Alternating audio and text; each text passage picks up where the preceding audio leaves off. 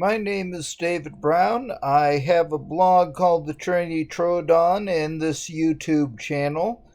Uh, Still working on getting this off the ground, really deciding what I want to do. This is the second video I'm doing today. It's really before I've gotten the other one out there, so they should be both in play simultaneously. Now I have generic Godzilla to kind of present this. This is a movie I'm going to review, or a few of them. And I'm going to talk about this one, Island of Dr. Moreau. Obviously a very notorious movie. Setting Godzilla down for now. But I'm going to talk about the ways when it's really awesome. Now, this is a multi-pack, obviously. The others here are the hidden. This is a classic. I would probably give it its own review at some point. There's also Dark City, which is popular. I only watched this one once, so I won't comment on it. I was not that impressed when I had watched it, but I felt like I didn't understand it, so I need to go back. But this one, as soon as I watched it on this set, I immediately considered it one of the best movies of the 90s. And that's what I'm going to talk about here. Now, the thing that it's notorious for is that it was a very troubled production. It was one of the latest films Marlon Brando did. They had Val Kilmer, who a lot of people definitely had trouble working with, and they actually replaced the guy who wrote the script, Richard Stanley, who was going to direct. I've seen one other thing he's done called Hardware. I might do that sooner or later. And I would have to say I don't think he would have been up to this. But then what they really should have done, to be honest, was to buy his script, then get someone he could work with so they could actually collaborate. What they really did was put in, I'm double checking this, yes, John Frankenheimer, who was a very old school director. Whether he was the right person for this film is definitely up in the air. But I think he did bring some good strengths to it. At least he had the kind of experience that might have gotten this back under control. Now, the perspective here, this was about the third Hollywood adaptation of a novel, Island of Dr. Moreau, and in those terms especially, I would definitely say it was the best. The classic was called Island of Lost Souls from the 1930s. I acknowledge it's all right, but it wasn't really doing much, even for the time. If anything, especially for the time, if you compare it to some of the Universal Monsters movies, which in themselves I'm usually critical of, but it definitely wasn't as good as the best of those. Then they did a version in the 70s that was low budget. That I saw even before this movie came out and liked it. It still mostly holds up. But this version, I would definitely say, is a true classic. And it's definitely the most faithful to the book. And where it really shows is just that there's no happy ending. In the book, the whole thing is that Dr. Moreau has the island with the animals he's raised to a human level of intelligence. There's really not even a revolt like they usually show. I'll get to that. He just gets killed going after one of the creatures, then the whole island disintegrates. And that's what you see here. It's not shown the same way as the book, but it definitely has the same vibe. So if you like H.G. Wells and you are a big fan of the book, like I was when I was a kid already, this is as good as you'll get for a faithful adaptation. And the other really big thing, this had Stan Winston doing the effects. He was the guy who did the Alien Queen, the Predator, and the Tyrannosaurus in Jurassic Park. That is the animatronic Tyrannosaurus, which was life sized. And this is very good. What really works is that you have a range of creatures. One of them is really a midget. So he looks human, just incredibly small, with a few kind of deformities. There's others where they look human except in a few ways. Then, going down, you have animals that either look partly human, partly animal, or they're more like mostly animal. And this is all done with extremely good makeup and effects. So that's a plus right there. And the controversial thing is Val Kilmer.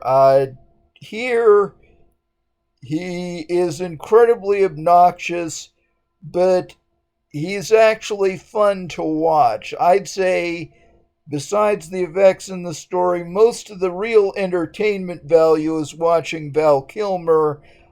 So he's obnoxious, he's arrogant, he's lazy, and all of those things just feel like Val Kilmer playing Val Kilmer. And the funny part is, he's the one who's supposed to be in charge of keeping the animals or humanoids under control, and what he mostly does is hand out actual drugs to keep them happy. And then he kind of tries to take over towards the end, but all he really does is go native. He tries to be one with the animals in this big party orgy, which is where he finally gets killed. But right up to that point, he's really fun to watch. The funny part is when he actually imitates Marlon Brando when the main character finds him. Now,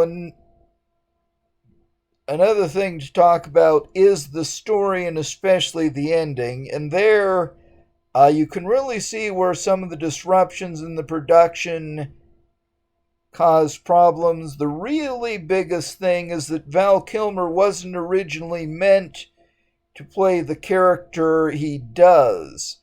And it feels like when they did the recasting, they never properly redeveloped the protagonist that Val Kilmer would have played.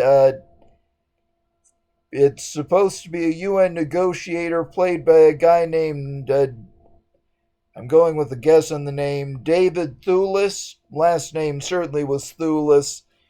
And it really is still more developed than Wells had done it.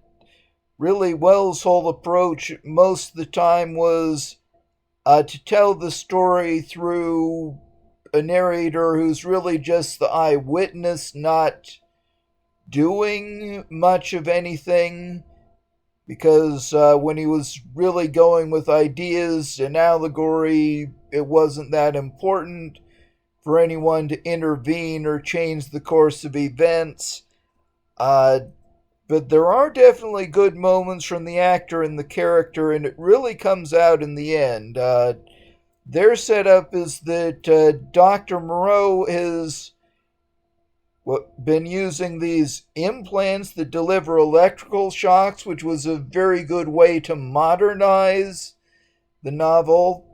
And also, he is specifically using genetic engineering, which they didn't really understand when Wells wrote the original novel. Literally, Mendel hadn't published.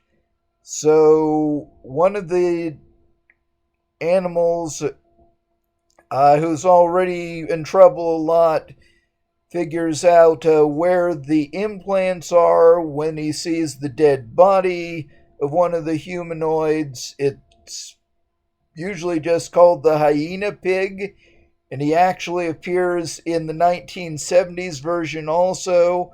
So he and a few other animals manage to tear out the implants.